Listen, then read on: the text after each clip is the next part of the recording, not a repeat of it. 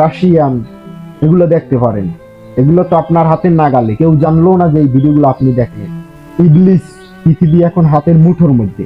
আসলে এই কথা এখন বুঝি যে এই স্মার্টফোন থাকা মানে পৃথিবী হাতের মুঠোর মধ্যেই। আপনার স্ত্রী আপনি সেভ রাখতে পারেন, আপনার বোন আপনি সেভ রাখতে পারেন না। আর যদি না পারেন তাহলে আপনি কোন কসুর পুরুষ? সর্বপ্রথম ইবলিস ফেতনায় ফেলাইছে নারীকে।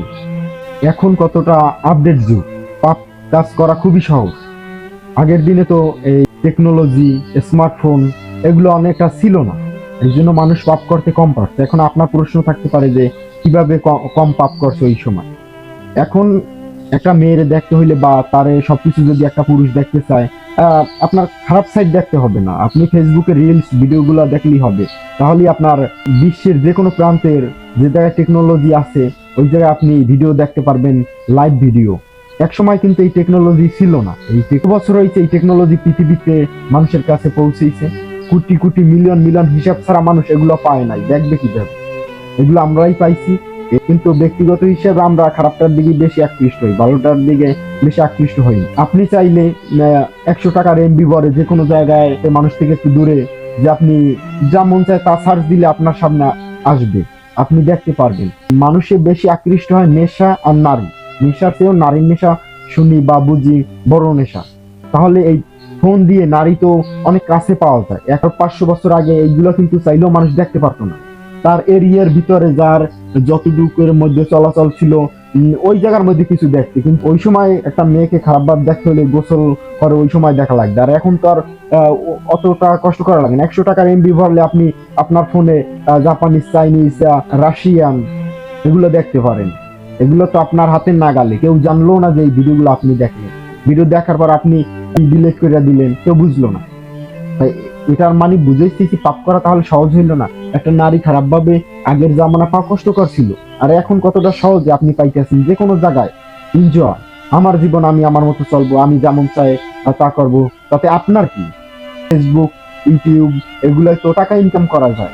মেয়েদের একটা সুবর্ণ সুযোগ আইছে যে তারা যত দেহ খোলে তত ভিউয়ার্স বাড়ে। এই জন্য তারাও দেহ দেখানোর, দেহ সৌন্দর্য উপভোগ করানোর প্রতিযোগিতায় নামছে যে আপনি আমি যেন ওই ভিডিওগুলো বেশি বেশি দেখি, তারা যেন টাকা ইনকাম করতে পারে। কিন্তু এই টাকা ইনকামের দায়িত্ব তো আল্লাহ পুরুষকে দিয়ে দিয়েছিল। আপনারা যে মেয়েদেরকে টাকা ইনকাম করানোর দিকে উৎসাহিত করতেছেন বা ওই দিক সুযোগ করে দিতেছেন, এই দায়িত্ব তো আপনাকে দিয়েছিল পুরুষ। আল্লাহ তো একটা পুরুষের উপরেই তার নারীর খাবার দাবার, কাপড় চোপড়, সবকিছু এগুলো তো একটা পুরুষের উপর দায়িত্ব দেওয়া হয়েছে। তাহলে এই যে মেয়েগুলা বা এই যে নারীগুলা যারা এইভাবে ভিডিও করে, এইভাবে উলঙ্গ হয়, ওনা ছাড়া চলাফেরা করে, এগুলো আমরা পুরুষ জাতি তাদেরকে গুছিয়ে যেতে পারি না বা সঠিকভাবে তাদের দায়িত্ব পালন করতে পারতেছি না। এই জন্য তারা বর্তমানে এখন টাকা ইনকাম করার জন্য যেমন চায় তা জাস্ট ফান, এনজয়। আমার জীবন আমি আমার মতো চলবো, আমি যেমন চাই তা করবো, তাতে আপনার কি? কিন্তু এটাই তো আমাদের সামাজিক সমস্যা, ব্যক্তিগত সমস্যা, পরকালের সমস্যা। এই নারী দিয়া ফেতনা বেশি, নারী দিয়ে সমস্যা বেশি। সর্বপ্রথম ইবলিস ফেতনায় ফেলাইছে নারীকে। পুরুষ কিন্তু সর্বপ্রথম ইবলিসের ধোকায় পড়ে নাই, ইবলিসের ধোকায় সর্বপ্রথম পড়ছে নারী। এই বিষয়টা খেয়াল রাখতে হইবে। এই জন্য পুরুষের বেশি সতর্ক থাকতে হইবে। আপনারা অনেক মাহফিল শোনেন, অনেক জ্ঞানী ব্যক্তির কথা শোনেন, এক কান দিয়ে শোনেন আর এক কান দিয়ে আপনার বাইরেই যায়। তাহলে আপনি কি শুনলেন? একটা জ্ঞান চর্চা করা বা একটা জ্ঞানের কথা শোনা শুনলে যদি নিজের ব্যক্তিগত জীবনে ওই বিষয়টা না আনতে পারি, আমরা ওই বিষয়ে ওইভাবে না চলার চেষ্টা করি, তাহলে ওই জ্ঞান শুনলে কি লাভ হইবে? বোঝার চেষ্টা করেন যে আমাদের সমস্যা কোন জায়গায়।